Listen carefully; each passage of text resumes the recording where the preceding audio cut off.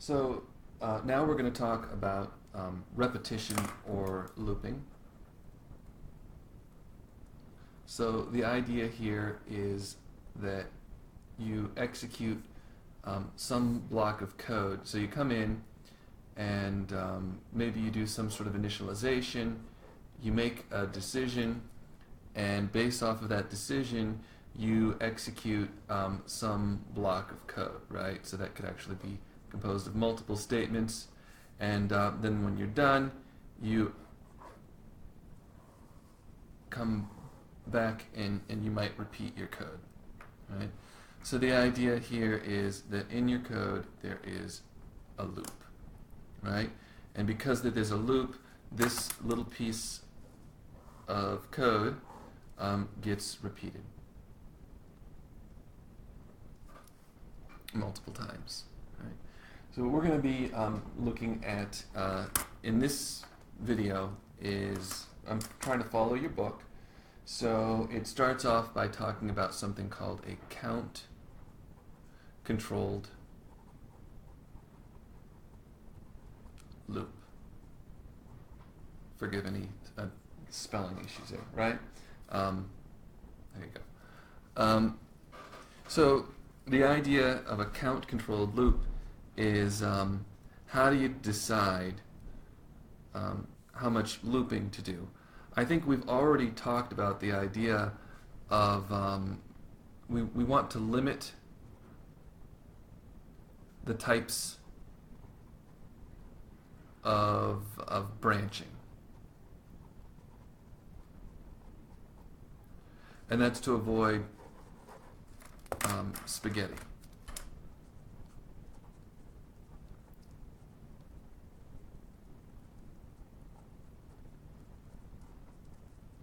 Where you end up with sort of execution paths that are completely unpredictable. And in order to limit the types of branching in our pseudocode, we have the concept of the word while, which you say while, and then you have some condition and then an indented block of code. And that block of code repeats as long as this condition is true. This construct right here is what a while loop does. So it's a simple pattern, right? Generally, you set up a condition up here. You set up what you need for the condition to be evaluated. Here you test a condition. If that condition is true, you execute the body of a while loop. Right?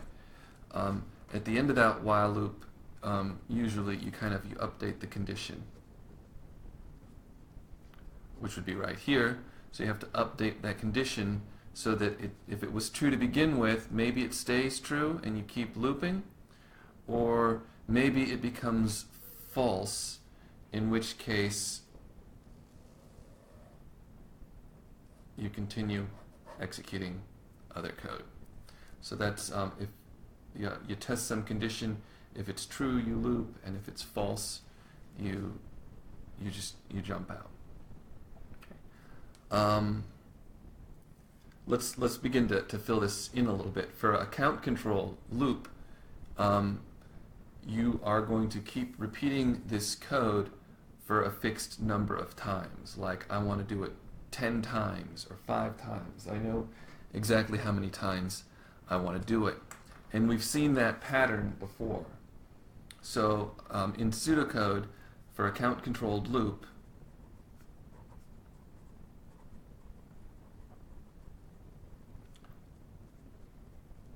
we want to start with step number 1 is we probably want to set some counter to 0, right? So we can introduce a variable called counter, and we can store a 0 in it.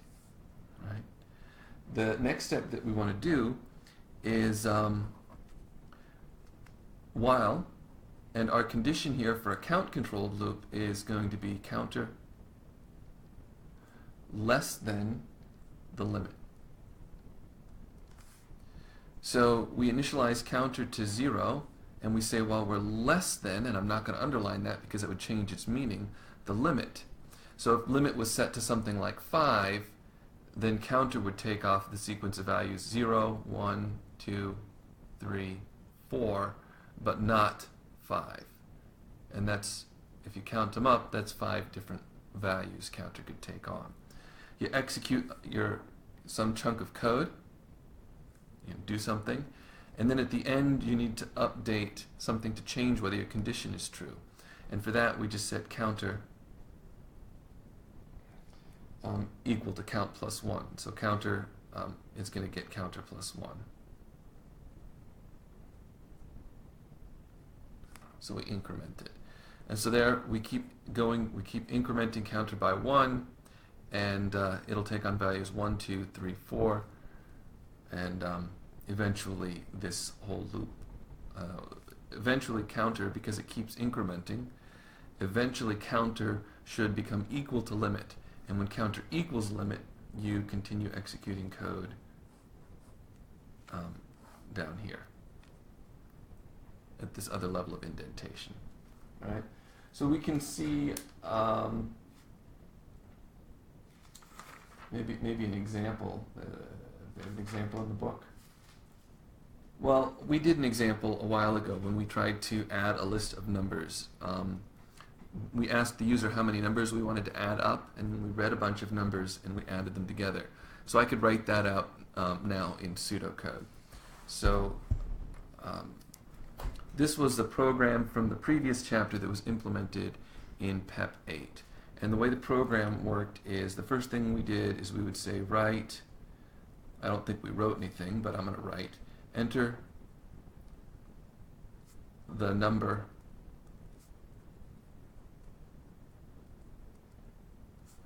of values, right? So that might be the first thing that I do. Just keep that separate. And then I could read limit. So I'm just going to call this variable limit because it matches what I had described before. And now I'm going to keep asking the user for that many numbers and adding them together. So while I'm going to set count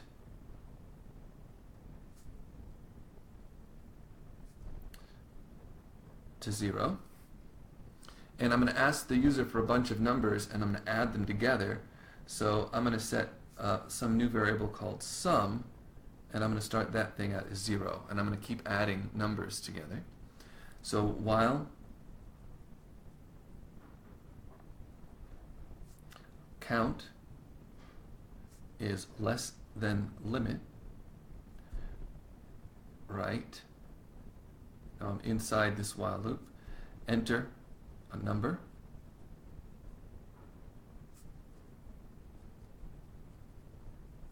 and read,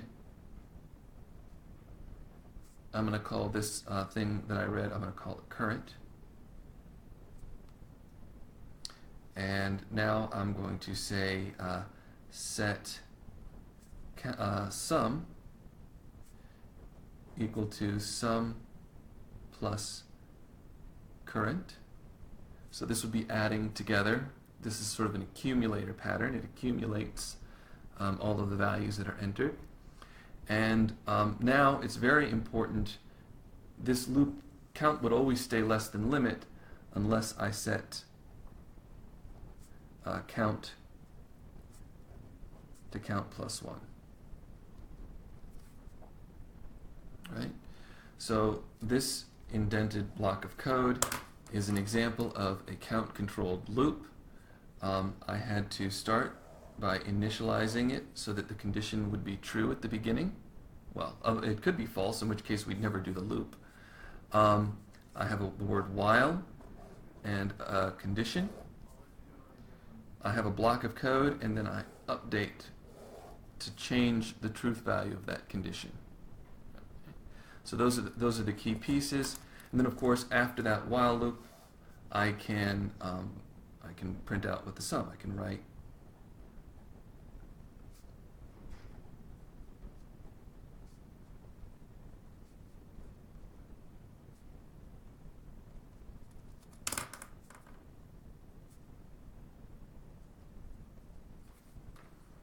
Right? So I can write the sum is followed by the sum, is how I would interpret that. Okay. And so now we've got a complete program. If you could imagine tracing it through, if I give you as if you here, I'm looking at the console and I see it say enter the number of values. So now I've got to type something in, so I could write in let me say I write in 5. Okay, so in this case limit is 5, right? And count is set to 0, and sum is set to 0, and I say while count is less than limit, is 0 less than 5? That's true. So I write enter a number, and then the user is confronted with the opportunity to enter a number, and they type in, let's say I typed in 3. Okay. We read current is 3. We set sum equal to sum plus current, so sum becomes 3. We set count equal to count plus 1, so count becomes 1. And we check our condition again. This is the looping part. Is count less than limit? Now we're checking whether 1 is less than 5, which is true. We write enter a number. We read in current, so I could pick any number I want to. Maybe I'll write in a 7. Let me just keep track of what, well, it's right there, what I've entered. 3 and 7. So I entered a 7. I set sum equal to sum plus current, so sum becomes 10. I set count equal to count plus 1, so count becomes 2. I check my condition. Is 2 less than limit? No. I enter a number. I just entered a 2, so current becomes 2. Sum becomes equal to sum plus current, so sum is 12. Count becomes equal to count plus 1. And I check my condition. Is 3 less than 5? No. Again, I should have picked the smaller limit. I write enter a number. Maybe what I write is a 1. I set sum equal to sum plus current, so sum becomes 13. I set count equal to count plus 1, so count becomes 4. 4 is less than limit, that's true, so I write enter a number. I read in current. Maybe the value that I typed this time is 5. I set sum equal to sum plus current, so 13 plus 5 is 18. And I set count equal to count plus 1, so count becomes 5. I come back here and I check whether count is the same as limit. Remember, you always check your condition one more time than you execute the body of the loop. So this becomes false at this point in time. And since that's false, I don't execute the body of that code. I write the sum is 18. Right? So if we look at how many times we checked the condition, we see that we checked it 5 times. Whereas we only ever executed the body of the loop 5 times. Oh, 1, 2, 3, 4, 5, 6 times is how many times we check the condition. So we check the condition 6 times, and we do the body of the loop 5 times. Right? So this was tracing through this code, and we can see that it looks like it's correct. This matches very much the assembly code from last time. You could literally run through and replace this with stro there. Read the limit. This would be char I limit comma d in assembly. So you could literally replace these with the corresponding assembly code, right?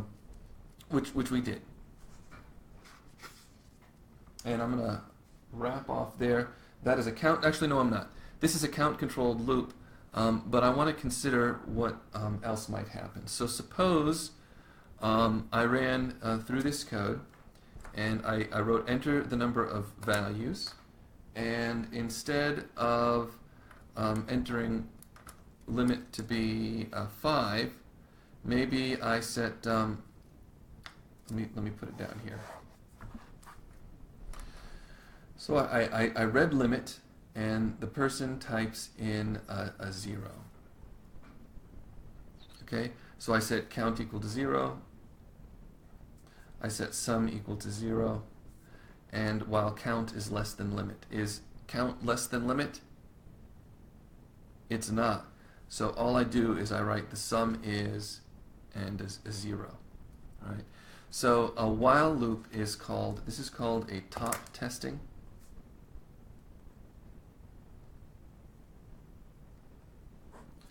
And a top testing loop may never execute at all. Right? If the condition isn't true at the beginning, this top testing loop can happen 0 times. Right? So if we want to make sure that it happens at least once, we need to somehow ensure that the condition is true at the beginning. In this case, I think that that's semantically right. If they don't enter any numbers, the sum is 0, so that's good. Right?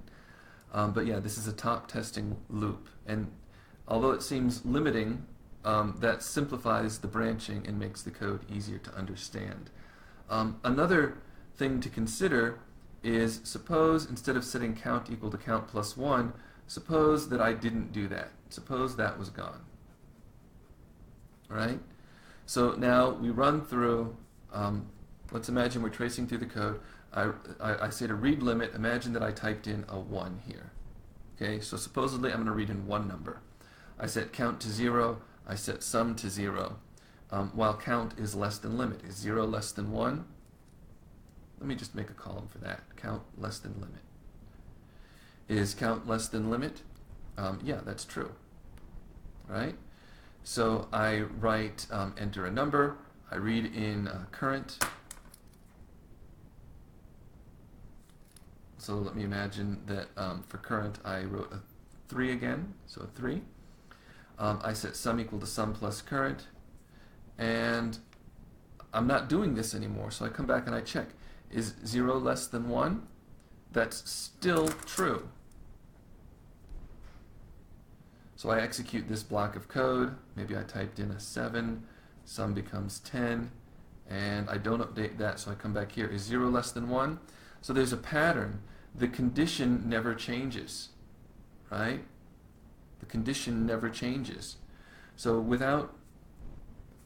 you have to change the condition somehow here. It's up to you, the algorithm developer, to ensure that you have done something that would cause that condition to change, and not only change, I mean, you have to change the state of your program in a way that would cause this loop to eventually become false. Otherwise, what you end up with is an infinite loop. We also call that a hang, or a halting.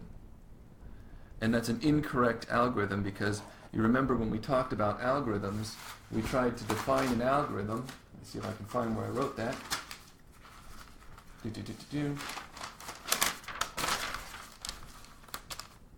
There was this finite number of steps business, right? So when you end up with a situation where you've got an infinite loop, you have failed to do your task in a finite number of steps. This is called halting, and if you halt, you never solve the problem, because if I ask you a question and it takes you an infinite amount of time to come back with the answer, then I'm not going to get my answer. So some problems, it's impossible to guarantee that your loop will always halt. There are some problems which cannot be solved in a finite number of steps. So that's just a little tidbit. But most of the problems you're going to have to deal with, you should be able to set your loop up so that you can guarantee that eventually it halts. At least for, especially for a count-controlled loop, right? There are some times where we write code that in principle could go on forever. For instance, your operating system or a web server should go into an infinite loop where it is forever reacting to events. Those technically aren't algorithms, but even then you would like some way to terminate the program or exit the loop when some event happens. And the next lecture is going to talk about event-controlled loops, so maybe that's a good segue.